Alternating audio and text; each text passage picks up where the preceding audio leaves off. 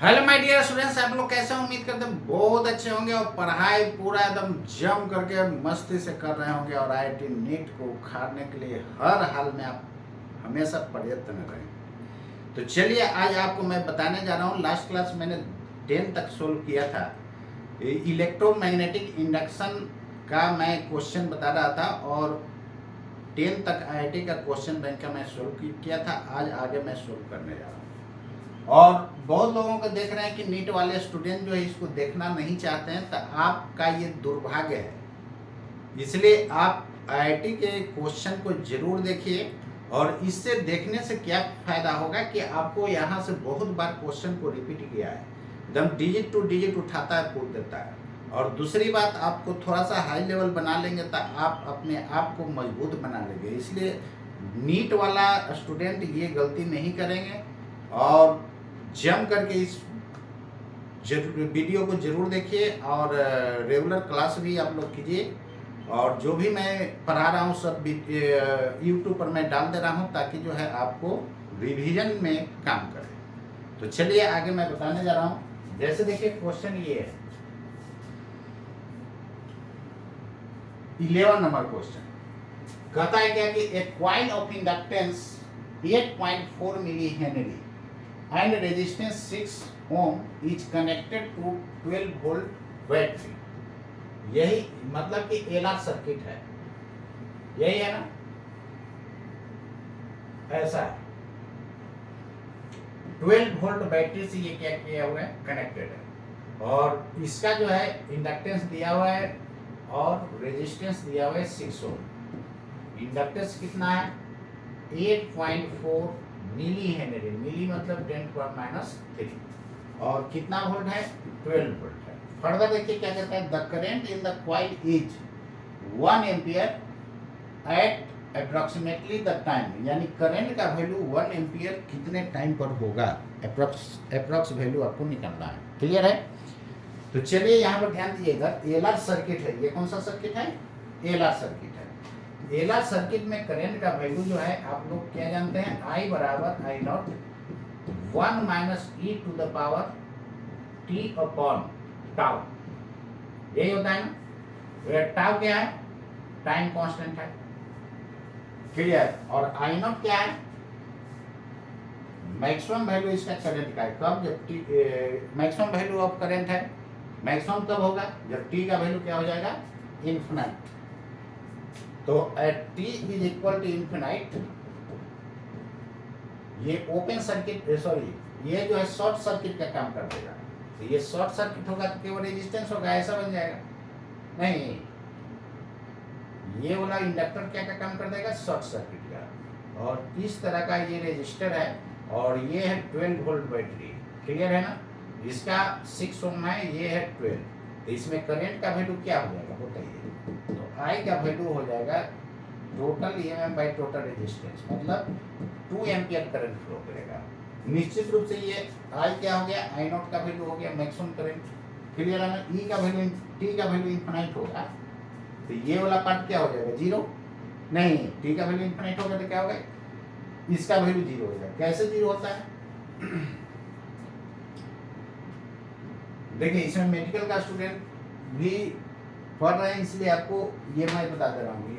और इंजीनियरिंग वाला तो जान ही रहे हैं। ई का वैल्यू जो होता है दोस्तों 2.718 होता है लगभग। क्लियर? तो ई टू द पावर, यहाँ टी इन्फिनाइट होगा तो माइनस इन्फिनाइट हो जाएगा, नहीं। क्लियर? इन्फिनिटी में डिवाइड कीजिए, जोड़िए घटाइए, कोई फर्क पड़ता नहीं है। इसको लिखेगा 1 to the power 1 divided by e to the power infinity. E का वैल्यू 2.718 है। यदि ई का वैल्यू 1 होता है तो 1 के पावर इन्फिनिटी 1 ही होता है। 2 है तो 2 का स्क्वायर होता है तो क्या होता है, 4 हो जाता है। 2 पॉइंट समथिंग ना है तो उससे ज़्यादा ही होगा। 3 रहेगा तो और बढ़ जाएगा, इन्फिनाइट होगा तो और बढ़ जाएगा, बढ़ते बढ़ते क्या हो जाएगा, इन्फिनाइट। 1 बाई इन्फिनिटी क्या हो जाता है दोस्तों, 0 हो जाता है। क्लियर है? तो टी का वैल्यू इन्फिनिटी पर ये 0 हो जाएगा तो आई बराबर क्या हो जाएगा, I नॉट। क्लियर? अब यहां पर ध्यान दीजिएगा, हमको कहता है कि जब I का वैल्यू 1 है तो T का वैल्यू क्या होगा, तो I नॉट तो आपको पता ही हो गया। टाउ का वैल्यू एक पता हो जाएगा तो एक ही अननोन रहेगा ना टी, तो टाउ का जगह क्या कीजिएगा, तो टाउ हो जाता है L/R। एल कितना है दोस्तों, 8.4 मिली हेनरी, मिली मतलब 10⁻³ और आर हो जाएगा 6। क्लियर, कितना हो जाएगा, ये कट जाएगा,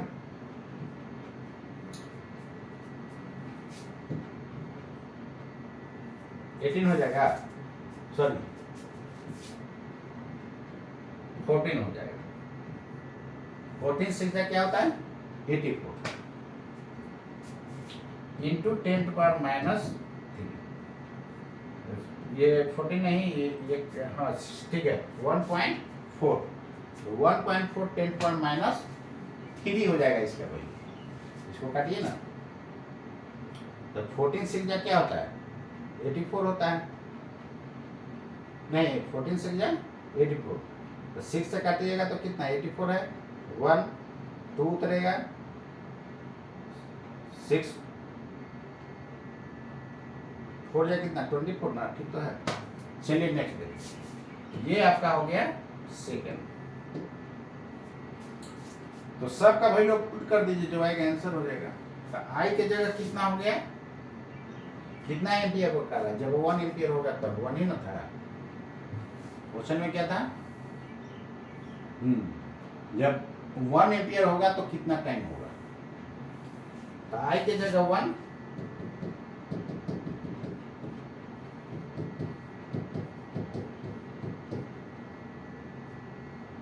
ये 1, ये हो जाएगा कितना आया 2 एम्पियर, तो 1 माइनस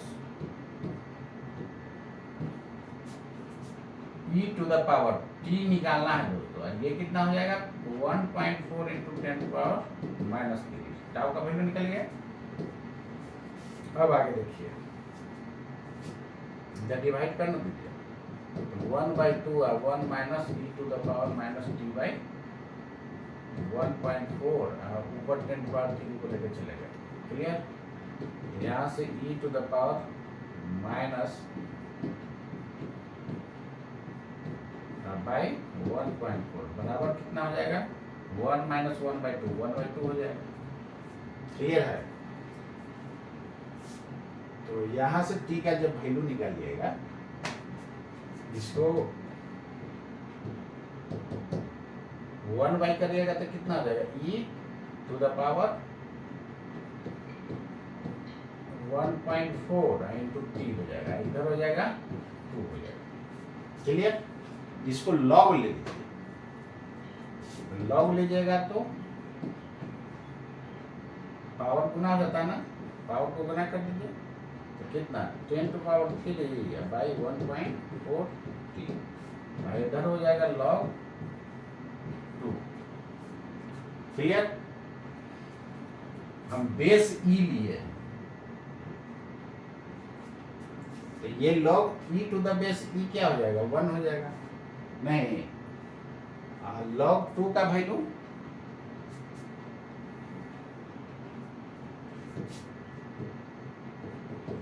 यहां से t बराबर हो जाएगा कितना, ये तो 1 हो गया, log 2 to the base e by 10⁻³ और ये 1.4 ऊपर चल जाएगा, नहीं अब इसका वैल्यू निकालने का तो काम हो जाएगा, तो 1.4 इंटू 10⁻³ कर सकते हैं इसको, तो इसको डिवाइड किए तो क्या हो गया, ऊपर जाएगा तो 10⁻³, और इसको देखिए ना क्या लिख रहे हैं लॉग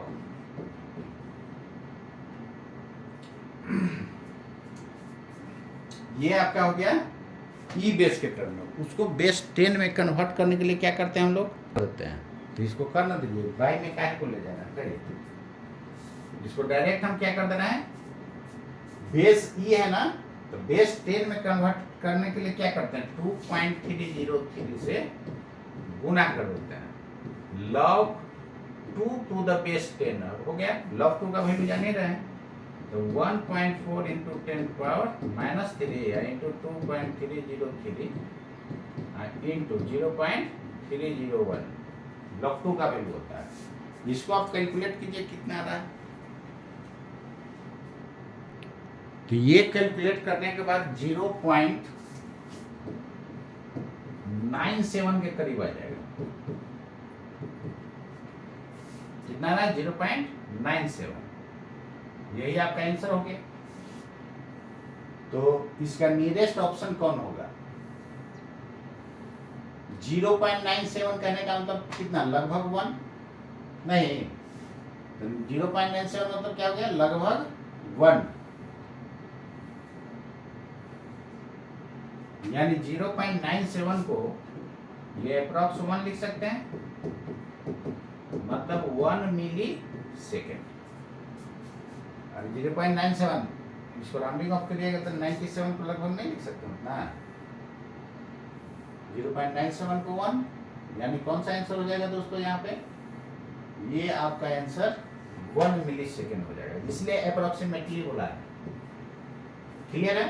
चलिए, कितना लोग इसको क्या करेगा देखिए ना, सब बेचारा कर लेगा, करने के बाद जब यहाँ पर e टू द पावर आएगा ना तो उसको पसीना छूटना शुरू हो जाएगा। टेंशन नहीं लेना है, जब भी e टू द पावर इस तरह का रहेगा तो log ले लीजिएगा दोनों तरफ। क्लियर? यहाँ बेस e है, बेस e को 10 में कन्वर्ट करने के लिए कितना से गुना करते हैं, 2.303 से गुना करते हैं, ये मैं बता चुका हूँ। चलिए नेक्स्ट देखिए, इसके बाद आपका क्वेश्चन नंबर है 12 में देखिए क्या कहता है, 2 identical circular loops of metal wire, 2 identical circular loop है दोस्तों, metal wire are lying on a table without touching each other. Clear है? कहता है कि टेबल पर है, आप दोनों जो है टच नहीं कर रहा है दूसरे को, मत टच करने दीजिए। यही आपका 2 सर्कुलर कॉइल है, टेबल पर रखा हुआ है, लेकिन ये टच नहीं कर रहा है। समझ गए ना? अब आगे देखिए, loop A carries a current which increases with time. A में जो है, ए लूप में क्या हो रहा है, करंट इंक्रीज कर रहा है, दोनों आइडेंटिकल सर्कुलर लूप है, मतलब कि दोनों का साइज क्या है, सेम है। हमारा थोड़ा सा ये बड़ा हो गया है, चलेगा, दोनों आइडेंटिकल लिया हूं। आगे देखिए क्या कहता है, in response the loop B remains stationary. A है, ये बी है। क्लियर? अब इसमें करंट फ्लो कर रहा है, तो किसी भी डायरेक्शन में एक करंट ले लिए नहीं, कहता है 2 identical circular loops of metal wire lying on table without touching each other. Loop A carries a current which increases time. In response, the loop B. यहाँ पर ध्यान दीजिएगा, इसमें आप करंट फ्लो करा दिए हैं, इसमें क्या कर दिए हैं, करंट फ्लो करा दिए, तो यहाँ पर ऐसे जा रहा होगा, यहाँ पे ऐसे जा रहा होगा। क्लियर है ना? तो चलिए, इसके कारण जो है यहाँ पर मैग्नेटिक फील्ड किधर होगा, तो मैग्नेटिक फील्ड किधर प्रोड्यूस करेगा बताइए। चलिए देखिए, इसके कारण यहाँ पर मैग्नेटिक फील्ड अंदर होगा नहीं, इसके कारण बाहर हो जाएगा, लेकिन ये नजदीक में, तो नेट मैग्नेटिक फील्ड का डायरेक्शन किधर होगा, आउटवर्ड। नेट मैग्नेटिक फील्ड का डायरेक्शन किधर हो जाएगा, आउटवर्ड। क्लियर? अब यहाँ पर दोस्तों ध्यान दीजिए, कहता है loop A carries a current which increases, ये ग्रेजुअली इंक्रीज कर रहा है, तो जब इंक्रीज करेगा तो यहाँ मैग्नेटिक फील्ड भी इधर की तरफ क्या होगा, इंक्रीज करेगा, तो इसमें इंड्यूस करंट किधर होगा। लेंज लॉ यही कहता है ना कि जब मैग्नेटिक फील्ड यहाँ पर बढ़ रहा है इधर की तरफ, तो फ्लक्स क्या हो रहा होगा, इंक्रीज कर रहा होगा, उसको क्या करेगा, डिक्रीज करना चाहेगा। तो मैग्नेटिक फील्ड इधर बढ़ रहा है तो इसको घटाना चाहेगा, तो घटाने के लिए इसके कारण जो करंट हो, इसके कारण जो मैग्नेटिक फील्ड होगा अंदर की तरफ होना चाहिए, तो इसमें जो होगा करंट का डायरेक्शन कैसा हो जाएगा, ऐसा हो जाएगा। बोलिए, क्लियर है? तो इसमें करंट का डायरेक्शन किधर हो जाएगा, अंदर की तरफ हो जाएगा। सॉरी, इसके कारण इस करंट के कारण मैग्नेटिक फील्ड किधर होगा, अंदर की तरफ। देखिए ना, जिधर करंट जाएगा उधर पंजा रखना है, और थंब जहां पर मैग्नेटिक फील्ड निकलना है वहां पर, तो इसके कारण करंट, इस करंट के कारण किधर मैग्नेटिक फील्ड, अंदर। अब यहाँ पर ध्यान दीजिए इधर, इसमें मान लेते हैं कि I2 ज्यादा है और ये I1 मान लेना है। अब देखिए ये दोनों अपोजिट, इस सामने वाला देखिए दोनों अपोजिट है, तो अपोजिट जब रहता है तो आप जानते हैं ना कि दो करंट कैरिंग कंडक्टर में डायरेक्शन सेम रहता है तो कैसा फोर्स लगता है, सेम डायरेक्शन में अट्रैक्ट होता है। लेकिन अपोजिट डायरेक्शन में क्या होता है, रिपेल करता है। अपोजिट डायरेक्शन में क्या करता है, रिपेल करता है। क्लियर है? तो यहाँ अपोजिट डायरेक्शन है तो ये वाला इस पर इधर फोर्स लगा दिया होगा। न्यूटन्स थर्ड लॉ के अकॉर्डिंग इस पर भी इतना ही फोर्स इधर लग गया होगा। क्लियर? अब चलिए इसको देखिए, इस पार्ट को, तो ये ऊपर तो ये नीचे, यहां पर भी रिपल्सिव फोर्स लग रहा होगा लेकिन थोड़ा कम लग रहा होगा। नहीं, क्लियर? अब देखिए ये दोनों फोर्स इस कॉइल को इधर पुश करेगा, इसको इधर, तो क्या कहता है, कहता है कि in response the loop B, B वाला को, इसको यदि हम रोके हुए रहेंगे तो बी वाला किधर भागेगा, उधर। रिमेन्स स्टेशनरी, इज अट्रैक्टेड, होगा नहीं, is repelled by the loop ए, यानी ए वाला लूप उसको क्या करेगा, रिपेल करेगा। यही तो सही हो गया। क्लियर है ना? चलिए अब आगे देखिए नेक्स्ट क्वेश्चन। इस क्वेश्चन को देखिए, ये क्या कहता है, कहता है कि uniform but time varying magnetic field, थोड़ा यहां से पढ़ने में हमको लाइट मार रहा है तो आंख पर भाग पड़ता है, इसलिए हम थोड़ा इधर देख रहे हैं। देखिए आप क्या कहता है, uniform but time varying magnetic field B exist in a circular region, देख रहे हैं ना, of radius a and is directed into the plane of paper as shown in figure, अंदर की तरफ है, क्रॉस दिया हुआ है। The magnitude of induced electric field at the point P, P पर induced electric field का magnitude फाइंड करना है at a distance r from the center of the circular region।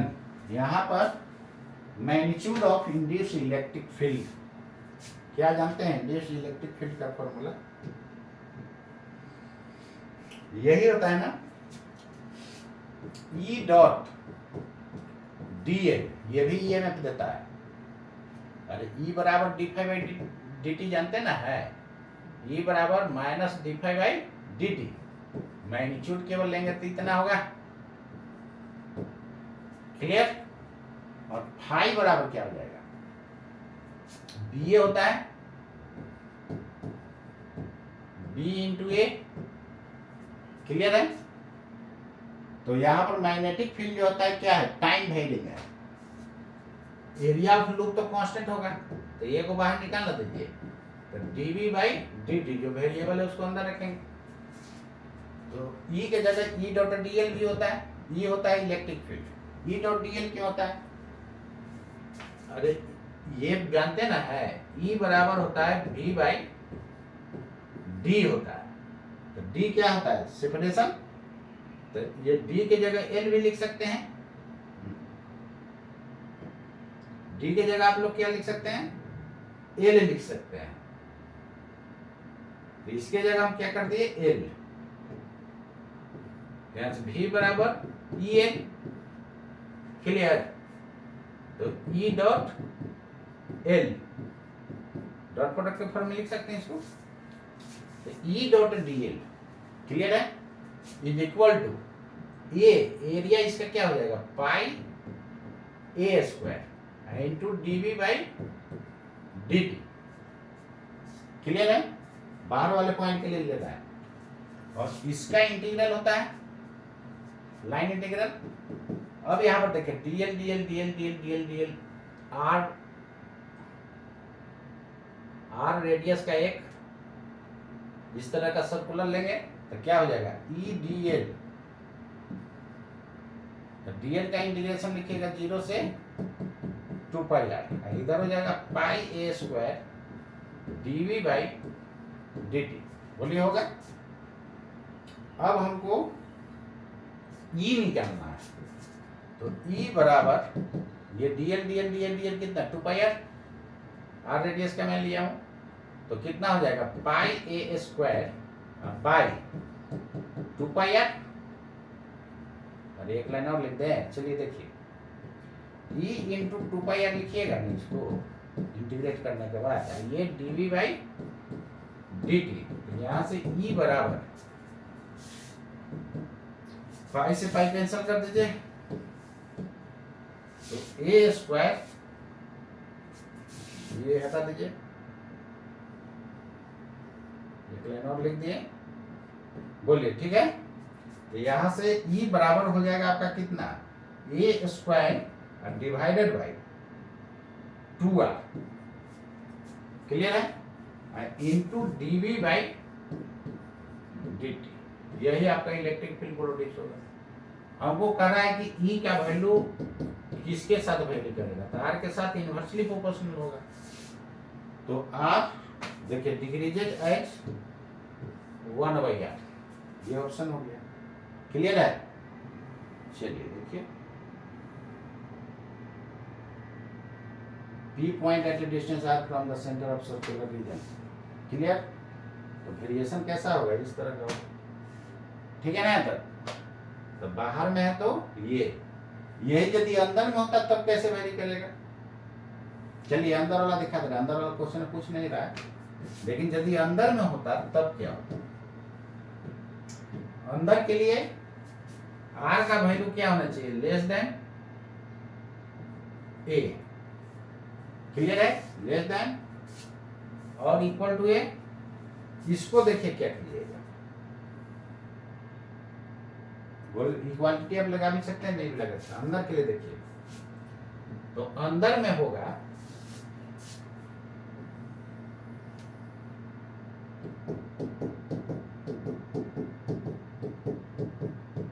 यही है, अंदर में जो है आर रेडियस का लीजिएगा, ये पी पॉइंट है नहीं, तो यहां पर क्या लिखेगा, ई डॉट dl 0 से 2πr बराबर कितना हो जाएगा, d5 बाई dt, मतलब d ये बाहर कर दीजिए, b बाई dt, b ना वेरी कर रहा है, यहां से e into 2πr is equal to pi r square. अब तो ये लूप लेंगे नहीं, तो pi r square into dv by dt। इस केस में क्या होगा, एक आर कैंसल, तो यहां से e बराबर पाई भी कैंसल, e बराबर r by 2 dv by dt, e directly proportional हो गया r का, क्लियर। यानी अंदर में जो है स्ट्रेट लाइन ग्राफ होगा, यदि आप ग्राफ खींचते हैं इधर ई का इधर आर का, तो अंदर में स्ट्रेट लाइन बढ़ते बढ़ते सरफेस पर मैक्सिमम, उसके बाद इनवर्सली प्रोपोर्शनल। ऐसा ग्राफ मिलता जुलता कहीं और देखे थे ना, ये हो गया आपका सरफेस पर मैक्सिमम, क्लियर है। ऐसा ग्राफ हम लोग ग्रेविटेशन में भी देखे थे, इलेक्ट्रोस्टैट में भी देखे थे, नहीं उसी से रिलेट करके आप याद रखिए, ऐसा हो जाएगा अंदर में, ठीक है दोस्तों। तो ये अंदर नहीं, केवल बाहर के लिए पूछ रहा था, ये आपको बता दिए, यदि अंदर में पूछता तो क्या होता। चलिए नेक्स्ट क्वेश्चन पर आता हूं, ये रहा आपका क्वेश्चन, पढ़िए। कहता कि देखिए क्वेश्चन का लंबाई चौड़ाई इतना लोग देख करके भाग जाएगा। A metallic square loop ABCD is moving in its own plane with velocity v in magnetic field perpendicular to the plane as shown in इस टाइप का क्वेश्चन तो पहले हम बताए थे, क्लियर है ना। आपको शुरू में ही मैं बताया था इस टाइप का क्वेश्चन, और बोले थे कि में इंडिसिवियम में 0 होगा, इसमें भी 0 होगा, बता दिए थे। तो चलिए इसमें EMF 0, इसमें EMF होगा कितना होगा, E बराबर BVL होगा ना, इसमें EMF BVL, इसमें EMF 0, तो बन तो गया क्वेश्चन। और क्रॉस करके बोले थे मैग्नेटिक फील्ड किधर है, बाहर की तरफ नहीं, मैग्नेटिक फील्ड किधर है, बाहर की तरफ, तो बाहर की तरफ है तो डॉट है ना, तो डॉट है तो किधर बाहर, और क्रॉस रहता तो अंदर। तो बाहर की तरफ मैग्नेटिक फील्ड है, तो क्या लिखेगा, V क्रॉस V का डायरेक्शन नीचे, यानी पॉजिटिव चार्ज पर नीचे फोर्स लगेगा, नीचे फोर्स लगेगा तो इधर आ जाएगा, ये हो जाएगा पॉजिटिव, ये हो जाएगा निगेटिव। यही ना फोर्स लगता है चार्ज पर, Q V क्रॉस V। तो नीचे फोर्स लग जाएगा तो ये हो जाएगा पॉजिटिव और ये इन नेगेटिव। इस पर वही काम, V का तो डायरेक्शन उधर ही होगा, तो ये निगेटिव और ये पॉजिटिव। क्लियर? तो इसको रीड्रॉ कीजिएगा तो ऐसा बन जाएगा,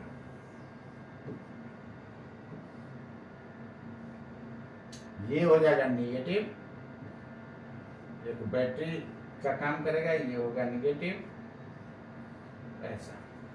तो ये करंट फ्लो कराना चाहेगा ऐसे, और ये वाला ऐसे। नेट करंट इस सर्किट में क्या हो जाएगा, आई का वैल्यू 0 हो जाएगा। क्लियर? क्योंकि सब आइडेंटिकल दिया हुआ है, लेंथ है, बी स्पीड है। तो इसमें क्या कहता है, कहता है कि इलेक्ट्रिक फील्ड इज इंड्यूस्ड। तो इलेक्ट्रिक फील्ड उसी में नहीं इंड्यूस्ड होगा जिसमें ईएमएफ इंड्यूस्ड होगा, नहीं। फाइनली नेट करंट 0 होगा, लेकिन जब चार्ज जिस समय भाग रहा था तो ये इलेक्ट्रॉन ऊपर जा रहा होगा और पॉजिटिव चार्ज नीचे। एक्चुअली पॉजिटिव चार्ज मूव नहीं करता, यहाँ से इलेक्ट्रॉन इधर भागा होगा तो यहाँ प्लस आ गया, नहीं। तो इलेक्ट्रॉन इधर, तो करंट का डायरेक्शन उस समय इधर होगा ना, इसमें भी करंट का डायरेक्शन किधर होगा, इधर की तरफ। तो इंड्यूस इलेक्ट्रिक फील्ड होगा, तो कौन सा ऑप्शन हो जाएगा, अरे ये जिस समय ये भाग रहा था उस समय तो होगा ना, जब सब इलेक्ट्रॉन्स भाग के यहाँ चल गया होगा, फिर स्टॉप हो जाएगा। तो कौन सा ऑप्शन होगा, पूरा सर्किट में स्टॉप हो जाएगा। In AD but not in BC, ये गलत है। In BC but not in AD, neither AB not BC, in both AD and BC, ये आपका सही हो गया, ये दोनों में प्रोड्यूस होगा। क्लियर है?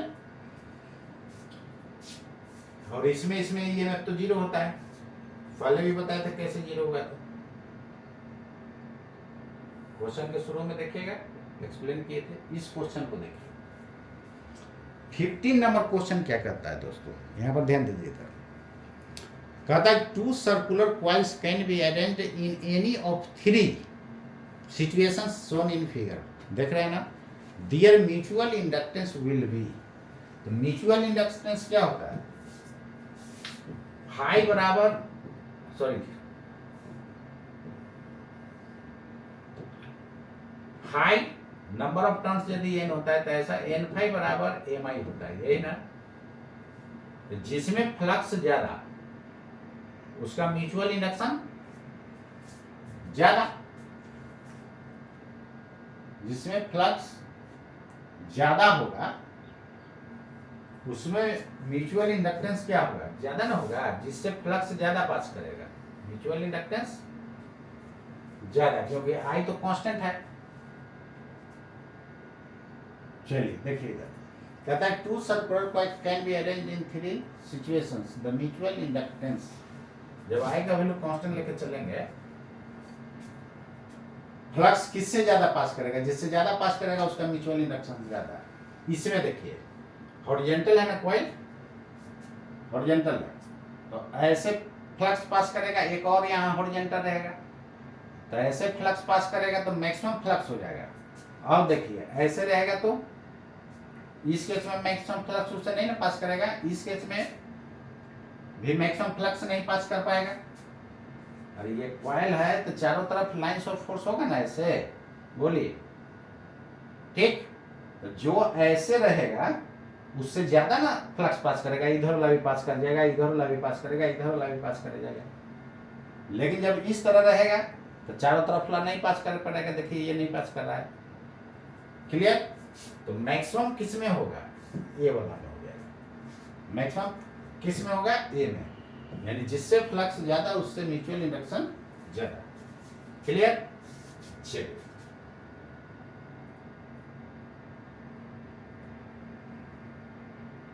ये क्वेश्चन देखिए 16 नंबर। देखने तो क्वेश्चन बहुत भारी भरकम है, लोग छोड़ छाड़ के भाग जाएगा। चलिए देखिए क्या कहता है, as shown in figure P and Q are two coaxial conducting loops separated by some distance। देखिए ये दो कोएक्सियल लूप है, सम डिस्टेंस से क्या है, सेपरेटेड है P and Q। when the switch S is closed, यही स्विच को क्या किया है, क्लोज किया है।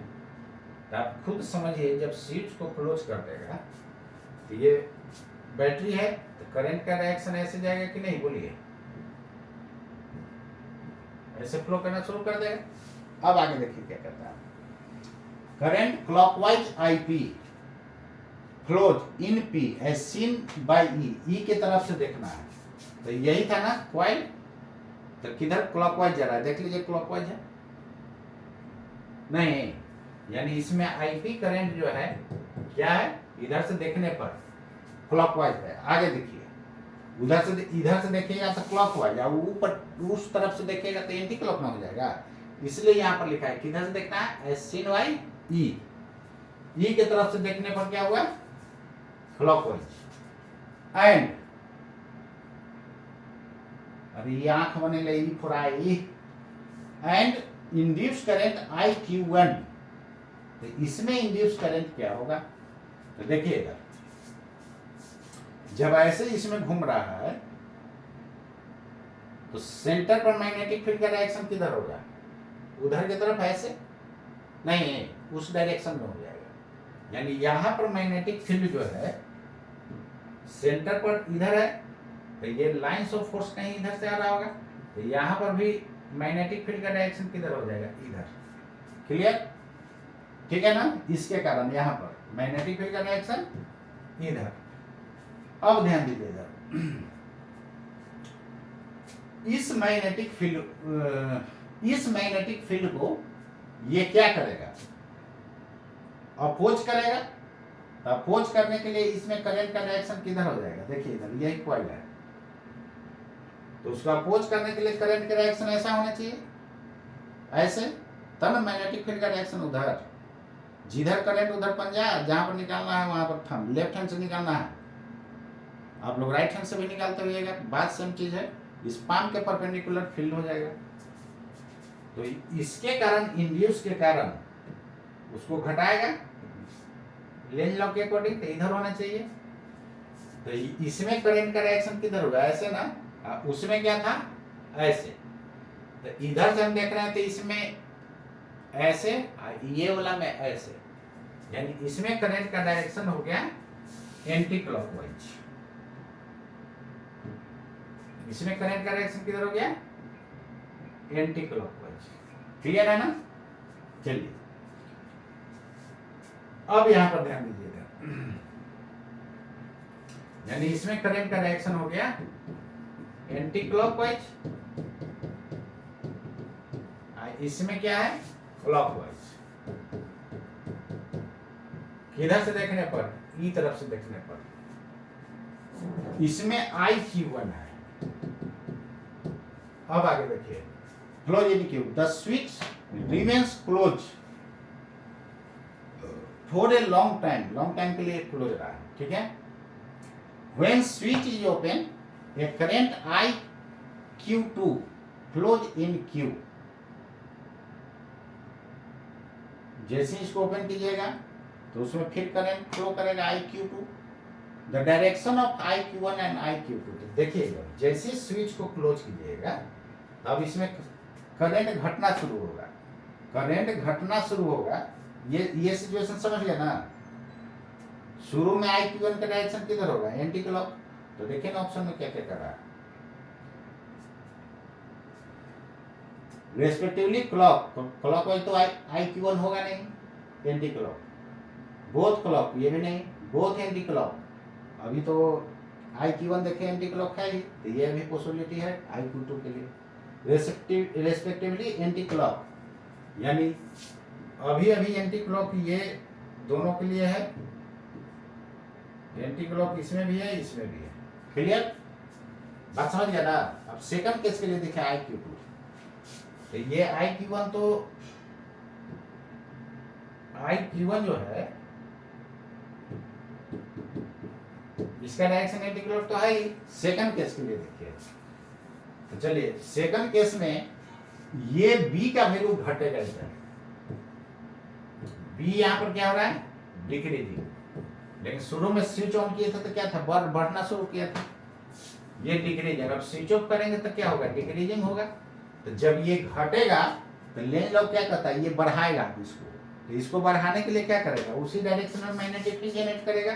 तो अब इसमें जो कॉइल में जो है करंट का डायरेक्शन ऐसा हो जाएगा, तब ना मैग्नेटिक फील्ड देखिए एक इसके कारण मैग्नेटिक फील्ड इधर होगा, तो दो मैग्नेटिक फील्ड सेम डायरेक्शन होगा तो बढ़ाएगा उसको।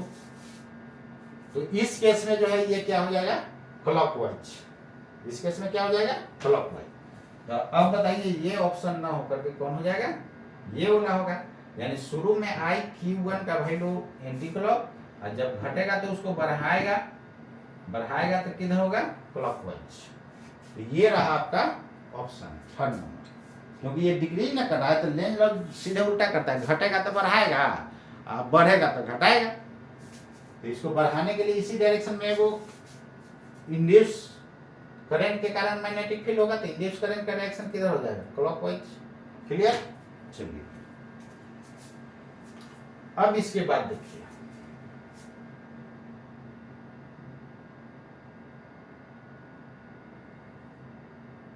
ये था आपका 13 नंबर, 7 कौन सा अभी बताए थे 16 नंबर था। 17 नंबर देखिए, 17 नंबर में आपको क्या करता है इसको ध्यान से पढ़िए। चलिए इस क्वेश्चन को देखिए पढ़िए। A short circuited coil is placed in a time varying magnetic field, यानी बी वेरिएबल है, बी क्या है वेरिएबल है। बी दोस्तों यहाँ पर क्या है वेरिएबल है, बी है वेरिएबल, बी क्या है वेरिएबल है ना। अब आगे देखिए क्या कहता है, electrical power is dissipated due to current induced in the coil. Dissipated है तो क्या है पावर क्या होता है v स्क्वायर बाय r होता है, v की जगह यहाँ इंड्यूस ईएमएफ E होगा, ऐसा होगा। Clear. E induced EMF, induced EMF का फॉर्मूला क्या होता है d phi by d t, क्यों मैग्नीट्यूड लेना है इसका, यानी फ्राइडे लॉ क्या देता है ईएमएफ का मैग्नीट्यूड देता है। लेंज लॉ कहता है कि एक माइनस लगा देता है, तो माइनस करने का मतलब एक बढ़ेगा तो दूसरा क्या होगा घटेगा, यानी बढ़ेगा तो वो घटाएगा, घटेगा तो उसको बढ़ाएगा। D phi by d t, phi की जगह एन बी ए, एन क्या है नंबर ऑफ टर्म्स, क्योंकि नंबर ऑफ टर्म्स के टर्म में दिया हुआ है if number of terms were to be quadruple, quadruple मतलब 4 टाइम्स, चौगुना कर रहा है। तो यहां से देखिए ना कांस्टेंट कौन कौन है, बी तो वेरी ही कर रहा है, नंबर ऑफ टर्म्स एरिया ये तो कांस्टेंट रहेगा कॉइल का, और डीवी बाई डीटी जो वेरिएबल है उसके साथ डिफरेंशिएट कर दिए। नंबर ऑफ टर्न्स जो है क्या है, अब यहां पर देखिए नंबर ऑफ टर्न्स के टर्म में आ गया ना ये, इसको क्या लिख सकते हैं ई स्क्वायर कीजिएगा, एन स्क्वायर नहीं और a square dv by dt। Clear है ना। तो हमको यहाँ पर रिलेशन लाना है नंबर ऑफ टर्न्स का, किसका रिलेशन लाना है नंबर ऑफ टर्न्स का, तो ई स्क्वायर डायरेक्टली प्रोपोर्शनल तो हो जाएगा एन स्क्वायर। बात समझ गए। रेडियस को क्या किया है हाफ किया है। चलिए देखिए इधर रेडियस को क्या किया है हाफ किया है। चलिए देखिए इधर, और हमको इसमें फॉर्मूला पुट करना था, आर का वैल्यू क्या होता है रो एल बाई ए होता है, याद रहे ये दोनों ये सेम नहीं है, ये एरिया ऑफ क्वाइल है। यहां पर ये क्या है, एरिया ऑफ क्वाइल। ये जो सर्कुलर क्वाइल रहेगा तो उसका एरिया ना रहेगा सर्कल का। यहाँ पर ये क्या है, क्रॉस सेक्शनल एरिया है वायर का। एक बात ध्यान रखिए, ये क्रॉस सेक्शनल एरिया यहाँ पर है, इसको अलग मान लेते हैं, नहीं तो कंफ्यूज कर जाएगा कि वो वाला ये वाला सेम है। यहाँ पर स्मॉल एल ले रहे हैं, क्लियर। तो rho L by pi r square, r is the radius of the wire. R यहाँ पर क्या है, रेडियस ऑफ द वायर है, रेडियस ऑफ क्वाइल नहीं समझ जाइएगा, रेडियस ऑफ वायर, दोनों में फर्क समझ रहे हैं ना। यहां पर पाई आर स्क्वायर जो लेंगे सर्कुलर क्वाइल का, तो क्या हो जाएगा, ये रेडियस ऑफ क्वाइल रहेगा। यहां पर रेडियस ऑफ वायर है। देखिए, ये the number of turns were we quadruple यानी 4 times and the wire radius half, wire का रेडियस हाफ किया है। क्वाइल का रेडियस से हमको लेना देना नहीं है, समझ गए ना। चलिए, ऐसे भी यहाँ पर शॉर्ट सर्किटेड क्वाइल कर रहा, तो क्वाइल कोई जरूरी है कि सर्कुलर ही होगा, बात समझे कि नहीं। यहाँ पर एक जगह पाई आर स्क्वायर तो लगाएंगे नहीं, क्योंकि वहां क्वेश्चन में कहने रहा है कैसा। ऐसे भी देखिए, ये एरिया ऑफ क्वाइल है, यहाँ पर ये क्या है, एरिया क्रॉस सेक्शनल एरिया है, ये है क्रॉस सेक्शनल एरिया होता है, पता है ना। रेजिस्टेंस में जो ये क्या लेते हैं, क्रॉस सेक्शनल एरिया लेते हैं, इसलिए ध्यान रखिएगा, एकदम बहुत अच्छा से आपको डिटेल बता रहा हूं, क्लियर। तो यहां से आर इनवर्सली प्रोपोर्शनल क्या हो गया, 1/r², बाकी सब तो कांस्टेंट है। अब उस पी में पुट कीजिए, तो पी कितना था, v²/r, मतलब e²/r। e² डायरेक्टली प्रोपोर्शनल किसका था, n² का, इसके जगह n² लिख सकते हैं। अब r किसका है, इनवर्सली प्रोपोर्शनल है 1/r² का, तो इसको क्या लिख सकते हैं, ऊपर चल जाएगा तो n²r², यानी p डायरेक्टली प्रोपोर्शनल हो गया n²r² का। अब यहां से निकाल लीजिए, निकालना क्या था, number of turns were to be quadruple and the wire radius half, electrical power dissipated would be, क्या हो जाएगा, P2/P1 कितना लिखिएगा, नंबर ऑफ टर्न्स को यहां से डायरेक्ट बनाना दीजिए, लिख लीजिए N2/N2R2/² बाई N1² R1 का स्क्वायर। क्या कहता है, नंबर ऑफ टर्न्स को 4 टाइम्स और रेडियस को हाफ, बोलिए। और ये नंबर ऑफ टर्न्स n था, इसका 4 टाइम्स हुआ, रेडियस को r मान लीजिए, तो r को आधा हो गया, क्लियर है। कितना हो जाएगा, 16n² इंटू r²/4, 4 नीचे चलाएगा, जो जो कैंसिल होता है कैंसिल कर दीजिए, 4 आ जाएगा ना, यानी P2/P1 हो जाएगा 4 टाइम्स, तो P2 बराबर 4P1, यानी पहले से 4 टाइम्स हो जाएगा, यानी एनर्जी डिसिपेटेड कितना हो जाएगा, पहले से 4 टाइम्स। 4 टाइम्स मतलब कौन सा ऑप्शन, ये रहा, electrical power dissipated would be quadruple, मतलब क्वाड्रुपल मतलब 4 टाइम्स। क्लियर है यहां तक, चलिए देखिए, समझ गए ना कैसे किए। इसके बाद नेक्स्ट क्वेश्चन देखिए,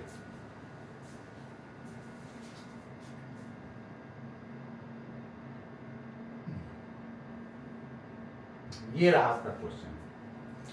18 नंबर क्वेश्चन को देखिए क्या कहता है, कहता है कि when an AC source of EMF ई बराबर E0 sin 100t, तो t का कोफिशिएंट क्या देता है दोस्तों, ओमेगा देता है। ई का वैल्यू दिया हुआ है ई नॉट साइन 100t। ये आपका टी का कोफिशिएंट क्या देगा, ओमेगा दे देगा। टी का कोफिशिएंट देगा ओमेगा, यानी ओमेगा बराबर हो गया 100। आगे देखिए, is connected across a circuit, the phase difference between the EMF E and the circuit current I in the circuit is observed to be pi by 4। Phase difference मतलब phi, phi का value जो आपको दिया है, कहां चला गया,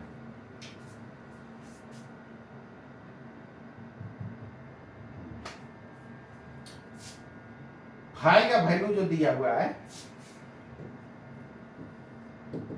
pi by 4 दिया हुआ है। अब देखिए, यही है आपका क्या करंट वाला है या ये है आपका वोल्टेज वाला। तो करंट वाला जो है ये कितना पर कट कर रहा होगा, -π/4 पर। नहीं, करंट वाला कितना पर कट कर रहा होगा, -π/4 पर। साइन का ग्राफ ऑरिजिन से पास करता है, तो ग्राफ लेफ्ट कब शिफ्ट करता है, याद कीजिए, बताए थे कि जब एंगल में जोड़ते हैं तो ग्राफ लेफ्ट शिफ्ट करता है, घटाते हैं तो राइट शिफ्ट करता है। तो E बराबर ई नॉट साइन 100t। क्लियर। तो I का वैल्यू क्या हो जाएगा, I not sign 100t minus π/4 करेंगे तो कितना हो जाएगा,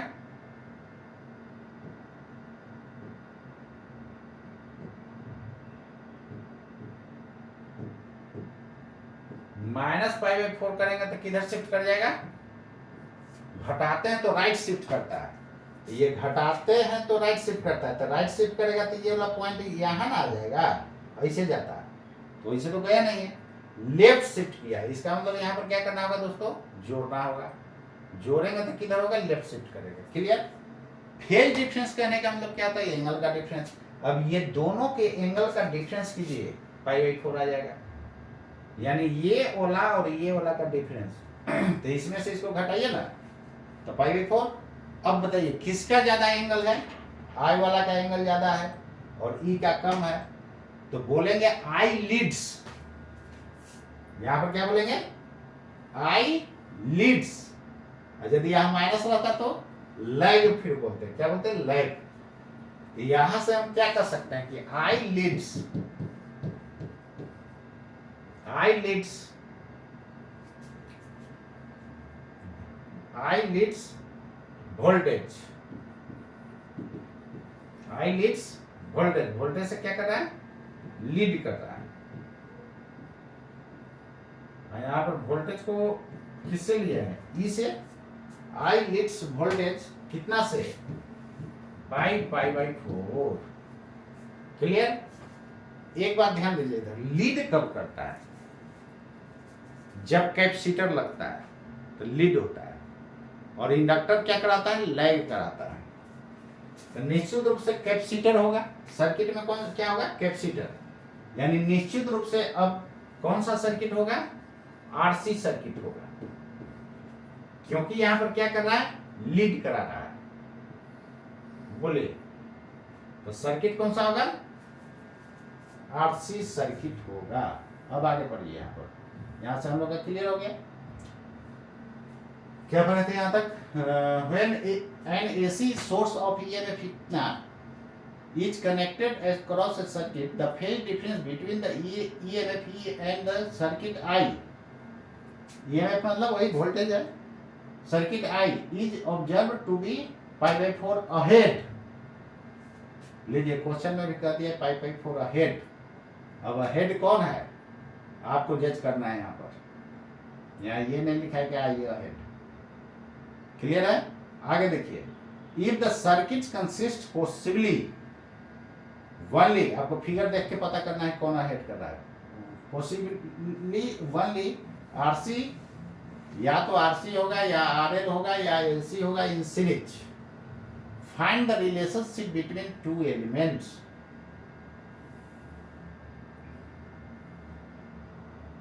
ये दोनों का रिलेशनशिप क्या होगा, इतना तो क्लियर हो गया कि आरसी सर्किट होगा। नहीं, तो आरसी सर्किट में अब क्या करते हैं, देखिएगा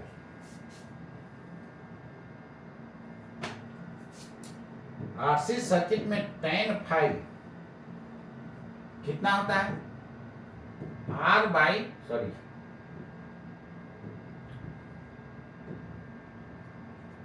एक्सी डिवाइडेड बाई आर होता है। एक्सी क्या होता है, कैपेसिटेंस, कैपेसिटिव रिएक्टेंस होता है। एक्सी को क्या बोलते हैं, कैपेसिटिव रिएक्टेंस। क्लियर है ना, कैपेसिटिव रिएक्टेंस। तो इसका वैल्यू कितना होता है, 1/ωc होता है डिवाइडेड बाई आर होता है। और फाई का वैल्यू दोस्तों दिया हुआ है 45 डिग्री, π/4। यहाँ से 1/ωc होगा, नहीं omega C R, tan 45 1/ωc। C R नहीं देखे हैं क्या, कितना हो जाएगा, ωc बराबर 1 हो गया। ओमेगा का वैल्यू आपको 100 दिया हुआ है, तो आरसी बराबर होना चाहिए 1/100। क्लियर, आरसी का वैल्यू कितना होना चाहिए, 1/100, मतलब 10⁻²। अब चलिए आइए, आर और सी दिया हुआ है, इतना तो तय है कि कैपेसिटिव सर्किट हो गया, तो ये दोनों तो अब ऑप्शन होगा नहीं, ये दोनों में से होगा। चलिए चेक कीजिए, आर और सी को गुना कीजिए तो 10⁻² आना चाहिए। तो आर और सी, यहाँ पर आर सी निकालिएगा तो हो जाएगा 1 किलो, किलो मतलब 10⁻3, और ये 10 माइक्रोफैराड, माइक्रो में 10⁻6, 10⁻² आ रहा है ना ये, और 10⁻3 एक बार 10 है, 10⁻² आ रहा है। इसका मतलब यही ऑप्शन तो सही हो गया। नहीं, इसको निकाल के देखिए तो ये कितना हो जाएगा, इसको निकालेंगे तो 1 × 10⁻3 और 1 × 10⁻6, ये आपका आ जाएगा 10⁻3। ये तो होगा नहीं, तो कौन सा ऑप्शन होगा, ये वाला, क्योंकि आरसी जो है हम लोग के कितना आया था, 10⁻²। क्लियर है यहाँ तक। चलिए, तो ये अच्छा क्वेश्चन था, ये भी बुद्धि लगाना था आपको। देखिए ग्राफ का ये है ना, जब एंगल में जोड़ते हैं, उस समय जब ग्राफ में हम ये पढ़ा रहे थे तो लोगों को लगता था कि इतना ग्राफ क्यों पढ़ा रहा है, आया कि नहीं। देखिए एंगल में जब जोड़ेंगे तो लेफ्ट घटाएंगे तो राइट शिफ्ट करेंगे। क्लियर है। चलिए नेक्स्ट क्वेश्चन पर मैं आ रहा हूं। इसलिए मैं जो भी पढ़ाता हूं ना, अंडर सिलेबस जितना हमको जरूरत है उतना जरूर करूंगा। जैसे ट्रिपल प्रोडक्ट वेक्टर में पढ़ा है, रियल में उसको सिलेबस में नहीं दिया है, लेकिन कहीं कहीं क्वेश्चन आपको बनाने में यूज आ जाएगा, इसलिए उसको थोड़ा सा मैं बता दिया। तो क्या दिक्कत हो गया। चलिए देखिए, थोड़ा सा ज्यादा पढ़ लेना है, कम नहीं पढ़ना है। कम पढ़िएगा तो फिर क्वेश्चन बनेगा नहीं आपसे। नेक्स्ट देखिए, इस क्वेश्चन को देखिए 19 नंबर। ऐसा तो बहुत आप किए होइएगा। क्या कहता है, the variation of induced EMF E with time T in coil if short bar magnet is moved along its axis with a constant velocity is best represented. ये कांस्टेंट वेलोसिटी से जा रहा है। तो बोलिएगा कि सर यहाँ नॉर्थ साउथ कुछ नहीं दिखा है, मत नहीं दिखाने तो दीजिए, आप अपने से मान लीजिए। कोई भी लेंगे तो वही। चलिए अभी नॉर्थ लेके चला है, तो नॉर्थ यहाँ पर लाइन है, तो यहाँ से lines of force unit north pole को, मैग्नेटिक फील्ड क्या होता है, यूनिट नॉर्थ पोल पर जितना फोर्स लगता है वही ना मैग्नेटिक फील्ड इंटेंसिटी होता है।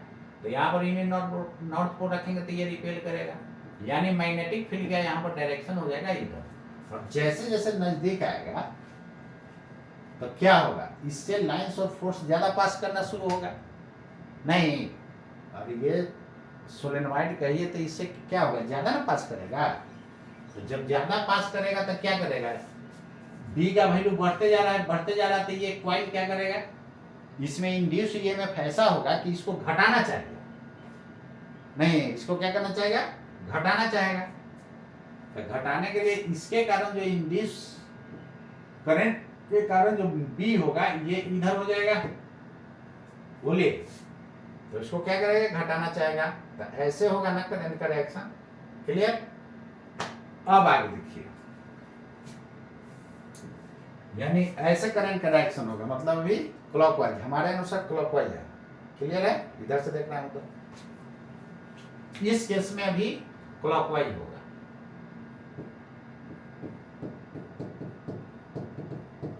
Current, clear, clockwise current.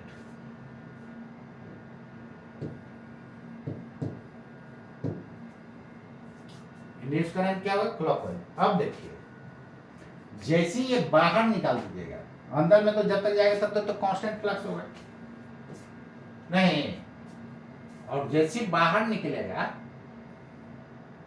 अब मैग्नेट बाहर निकलेगा तो ये साउथ ही ना रहेगा, ये नॉर्थ रहेगा। तो यहां पर यूनिट नॉर्थ को रखिएगा तो क्या करेगा, अट्रैक्ट करेगा। क्लियर, साउथ पोल है, तो ये मैग्नेट बाहर भी इधर चल जाएगा इस तरफ, तो क्या होगा, मैग्नेटिक फील्ड का डायरेक्शन वही रहेगा। लेकिन अब ये दूर जा रहा है तो मैग्नेटिक फील्ड इस डायरेक्शन में क्या होगा, घटना शुरू होगा। इस डायरेक्शन में मैग्नेटिक फील्ड क्या होगा, डिक्रीज करना शुरू होगा। तो डिक्रीज करेगा तो इंड्यूस करंट क्या करेगा, इसको बढ़ाना चाहेगा, तो बढ़ाने के लिए एक और मैग्नेटिक फील्ड इधर देगा। तो इधर देगा कब, जब करंट का रिएक्शन ऐसा हो जाएगा। तो ऐसे जब करंट का रिएक्शन, तो एंटी क्लॉक ना हो गया, पहले था क्लॉक, अब हो गया एंटी क्लॉक। क्लियर, अब क्या हो गया, एंटी क्लॉक। तो आपसे पूछ क्या रहा है, वेरिएशन ऑफ इंड्यूस ईएमएफ। तो जाहिर बात है इंड्यूस ईएमएफ का डायरेक्शन चेंज हो गया ना, पहले था करंट क्लॉकवाइज, अब हो गया एंटी क्लॉकवाइज। तो इंड्यूस ईएमएफ का भी डायरेक्शन चेंज हुआ होगा। अरे जिधर ईएमएफ का डायरेक्शन उधर ही ना करंट का डायरेक्शन, आर का तो डायरेक्शन रेजिस्टेंस का होता नहीं, जिधर इसका होगा उधर इसका होगा। तो इसका शुरू में क्लॉकवाइज, तो ये भी क्लॉकवाइज, इसका एंटी क्लॉक, तो इसका भी एंटी क्लॉक। क्लियर है, मतलब कि डायरेक्शन चेंज हो जाएगा। तो डायरेक्शन चेंज किसमें हो रहा है, इसमें तो डायरेक्शन केवल पॉजिटिव ही है, इसमें भी पॉजिटिव ही है, इसमें भी पॉजिटिव ही है। तो चेंज होने वाला तो यही है, वो दिख रहा है, ये आंसर हो गया। नहीं, निगेटिव फिर पॉजिटिव, चेंज हो रहा है ना। चलिए, क्लियर है, तो ये क्वेश्चन आपको क्लियर हो गया। आगे देखिए, 20 नंबर पढ़िए, क्वेश्चन क्या करता है।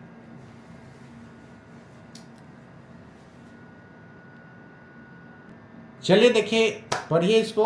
N infinitely long cylinder is kept parallel to uniform magnetic field. Magnetic field क्या है दोस्तों, यूनिफॉर्म है। क्लियर है, is kept parallel to uniform magnetic directed along z axis, positive z axis, the direction of induced current as seen from z। यार यहाँ पर ये क्या हो गया, यार यहाँ पर खुद समझिए, ये मैग्नेटिक फील्ड कांस्टेंट दे दिया है, तो सिंपल समझिए, जब मैग्नेटिक फील्ड कांस्टेंट है तो चेंज इन फ्लक्स जीरो होगा। नहीं, चेंज इन फ्लक्स कितना हो जाएगा, जीरो। जब चेंज इन फ्लक्स जीरो होगा तो E बराबर d∅dt होता है, ये भी हो जाएगा जीरो। क्लियर, तो इंड्यूस ईएमएफ जीरो होगा तो इंड्यूस करंट भी क्या हो जाएगा, जीरो। क्लियर है ना। तो direction of induce current as seen from Z will be zero होगा इंड्यूस करंट। नहीं, चलिए नेक्स्ट देखिए, इसका कितना हो जाएगा, आंसर जीरो हो जाएगा। अब अगले क्वेश्चन पर हम लोग चलते हैं, इसको ध्यान दीजिए। देखिए स्टूडेंट को कितना बेवकूफ बनाता है, वो बेचारा क्या करेगा, the direction of induce current खोजते चलेगा, तो देखेगा कि आखिर भाई क्वेश्चन दिया है तो डायरेक्शन होगा तभी तो ये पूछा है, तो चाहे तो क्लॉकवाइज मार देगा, चाहे ये मार देगा या ये मार देगा, जीरो पर उसका दिमाग ही नहीं जाएगा। देखिए कितना बड़ा बेवकूफ बनाता है। तो ये क्या हो जाएगा, 0 हो जाएगा। अब स्टूडेंट कहेगा क्या रे, डायरेक्शन ऑफ इंड्यूस करंट 0 कैसे हो जाएगा, डायरेक्शन 0 होता है, वो तो इसको ऑप्शन को सोचेगा भी नहीं। तो ये सब थोड़ा ध्यान दीजिएगा, बेवकूफ बनाया जाता है स्टूडेंट को, सतर्क बनाया। ये क्वेश्चन को देखिए, क्वेश्चन तो देखने में बहुत लंबा चौड़ा है। बड़ा क्वेश्चन क्या होता है कि लास्ट आता है तो स्टूडेंट क्या गलती करता है, ध्यान दीजिएगा। शुरू से जो पढ़ना शुरू करेगा एकदम लास्ट में जाके रुकेगा, तो जब लास्ट में पहुंचता है तो उसको पता ही नहीं चलता ऊपर क्या था, समझ गया ना, इसलिए उससे क्वेश्चन नहीं बनता। एक लाइन पढ़िए, आगे फिगर बनाते जाइए, या नहीं तो समझते जाइए, एक एक लाइन समझते जाइए रुक रुक कर। कहता है the figure shows certain wire segment joined together to form a coplanar loop. Coplanar loop देख रहे हैं, एक ही प्लेन में है, क्लियर है। देखिए हम एक लाइन पढ़े, समझ लिए ना, आगे आपको समझा भी दिए, क्लियर है। इसी तरह आप बनाइए। The loop is placed in perpendicular magnetic field in the direction going into the plane of figure. देखिए बी फील्ड का डायरेक्शन अंदर है, गोइंग इनटू है अंदर की तरफ। The magnitude of field increases, B दोस्तों क्या हो रहा है, इंक्रीज कर रहा है, क्लियर है ना। फर्दर देखिए, यानी बी क्या कर रहा है, इंक्रीज कर रहा है, इसको देखिए ना, बी बढ़ रहा है। I1 and I2 are the currents in the segment ABCD। then अब खुद सोचिए, देखिए एक ही है लूप, ऐसे आया जी, ऐसे आया, ऐसे आया, ऐसे आया, ऐसे आया, ऐसे आया, ऐसे आया, ऐसे, ये लूप है। तो अंदर में यहाँ पर v का वैल्यू क्या हो रहा है, बढ़ रहा है। तो अंदर बढ़ रहा है तो इसको क्या करना चाहिए, घटाना चाहेगा। तो घटाने के लिए इसमें जो ऐसा इंड्यूस होगा ताकि उसका मैग्नेटिक फील्ड का डायरेक्शन किधर हो जाए, आउटवर्ड। तो आउटवर्ड होने के लिए मैग्नेटिक फील्ड क्या होगा बताइए, यहाँ पर जो है देखिए ना, आउटवर्ड होने के लिए यहाँ पर मैग्नेटिक फील्ड निकालना है, पंजा इधर लगे आउटवर्ड। आपको जैसे निकालना है राइट हैंड से निकालते निकालिए ना भाई, मतलब निश्चित रूप से करंट का डायरेक्शन ऐसा होगा, तो ऐसा होगा तो ऐसे घूम के जाएगा, यहाँ पर ऐसा हो जाएगा। बन तो गया, यहाँ A to B और यहाँ D to C, यानी यहाँ पर A to B और वहाँ D to C। I1 किस में कर रहा है, AB में, तो यहाँ पर I1 और यहाँ पर I2, और I1 बराबर तो I2 ना होगा यार, यही करंट घूम के इसे जा रहा है। तो I1 is in the direction of AB, इसमें बी है तो नहीं होगा, बी से ए तो है नहीं, ए से बी है। I2 is in the direction of CD, CD नहीं है, DC है। तो ये वाला ऑप्शन आपका क्या हो गया, सही, D is the correct option, clear. कितना लोग इसको सोचते रहेगा, ये समझ जाएगा कि ये रॉड है और यार वायर है, ऐसे ऐसे घुमा दिया है, समझे कि नहीं, क्लियर है। अब नीट वाला बेचारा जो है स्टूडेंट जो है, इसको देखता है तो उसको पहले ही आधा हार्ट अटैक हो जाता है। नहीं यार, डरने का जरूरत नहीं है, देखिए ना इसमें कुछ था, कुछ किए, इतना समय बन गया क्वेश्चन। तो बहुत सिंपल आईटी में पूछता है, वही जो है ना क्वेश्चन उठाता है सीधे डाल देता है, केवल एडवांस वाला मत बनाइएगा, बाकी जेईई मेंस का क्वेश्चन टोटल आप बनाते जाइए। कभी भी आपको उठाएगा एकदम सीधे कॉपी कर दे, कई बार कॉपी किया है नीट में, इसलिए देखते हैं कि नीट वाले लोग जो है देखना छोड़ दिया है, तो वो काम मत कीजिए। हम नीट के लिए भी क्वेश्चन बैंक सोल्व कर रहे हैं और आईआईटी के लिए भी सोल्व कर रहे हैं। ये आईआईटी के बाद हम लोग नीट वाला भी करेंगे, बात समझ गए ना, उसके बाद दिखाएंगे आपको, इसलिए पहले आईआईटी वाला कर रहे हैं, आपको दिखाएंगे कि देखिए ये क्वेश्चन रिपीट है, आईआईटी से एकदम सीधे कॉपी किया है। और आईआईटी वाला पहले आप मन से आप जी जान लगा के बना लीजिएगा ना, तो नीट वाला जब बनाएंगे तो आप खुद बोलिएगा ये सब छोड़ दीजिए हम खुद बना लेंगे, आप ये बात बोलिएगा। इसलिए आप हर हाल में जो है ना, जितना मैं कह रहा हूं उसको आप जरूर फॉलो कीजिए और क्वेश्चन को चुटकी में बनाते हुए काम कीजिए, ज्यादा अच्छा रहेगा। तो किसी के बहकावे में ना आए, और जितना मैं बोल रहा हूं इसको आप करके जाइए। नीट और आईआईटी के क्वेश्चन पर आप धैर्य उड़ा दीजिएगा, आपको क्वेश्चन लीक करने का जरूरत नहीं पड़ेगा। समझ गया ना, क्या लोग लिख कर करके जो है तमाशा बना चुका है कि स्टूडेंट का कॉन्फिडेंस लूज हो जाएगा, कॉन्फिडेंस लूज हो जाएगा। क्लियर है ना? तो आप ये सब चक्कर में मत रहिए। जितना मैं बोल रहा हूँ दोस्तों, IIT का क्वेश्चन बैंक और नीट के क्वेश्चन बैंक के अलावा कुछ मत देखिए। केमिस्ट्री में भी यही काम कीजिए आप, जो लोग नीट वाले स्टूडेंट हैं। और रह गया जूलॉजी बॉटनी, NCERT को एकदम लाइन बाय लाइन एकदम दिमाग में घोंट जाइए, सेट कर जाइए, क्योंकि वो प्योर थ्योरी होता है, सीधे NCERT का उठाता है, कॉपी कर देता है। और IIT के स्टूडेंट जो है मैथ पर थोड़ा कमांड रखें, कैलकुलस वाला पोर्शन पर एकदम डीपली कमांड रखें, कोऑर्डिनेट पर डीपली कमांड रखें। अलजेब्रा सबका कुछ ना कुछ वीक होता है, और जो कंफ्यूजिंग मटेरियल उसको छोड़ के चलिए, जैसे परमुटेशन कॉम्बिनेशन हो गया, इस टाइप का मटेरियल जो है कितना भी आप पढ़िएगा ना तो कंफ्यूज ही रहिएगा। कॉम्प्लेक्स नंबर ये सब है, 2 टच कर लीजिए, ये सब आप रेडी कर जाइए। क्लियर है ना? तो परमुटेशन कॉम्बिनेशन कितना बना लीजिएगा, आपको कॉन्फिडेंस नहीं आएगा। तो जम करके लगे और IIT नीट को चुटकी मुखार करिए। तो आज के लिए इतना ही दोस्तों, नमस्कार।